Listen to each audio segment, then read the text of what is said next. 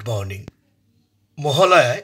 আজকে আমি আমার বাবা মায়ের উদ্দেশ্যে পুকুরঘাটে তর্পণে গেছিলাম।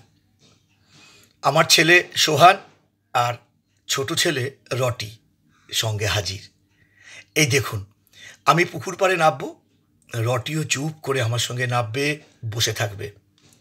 কি করে বোঝে জানি না, সকালবেলা যখন ধুতি গেঞ্জিটা পরছি মুখের দিকে তাকিয়ে আছে।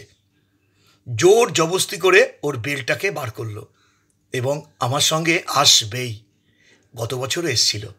এই দেখুন, এই হচ্ছে আপনাদের রটি।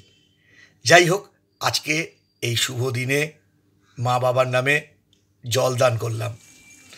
আরও বংশের জেঠু, ঠাকুরদাদা, ঠাকুমা সবার উদ্দেশ্যেই জলদান করলাম। তাই চান করার পর রটিও চলে এলো আমার কাছে। একসঙ্গে স্নান করে আমরা তিনজন আবার বাড়ি চলে এলাম। এইটা আপনাদের সঙ্গে শেয়ার করছি। হ্যাঁ, রটি যে আমাদের পরিবারেরই একটা অংশ, সেটা রটি বারবার প্রমাণ দেয়, আর সেটা আপনাদের কাছে আমি তুলে ধরি। এটাই আমার কাজ।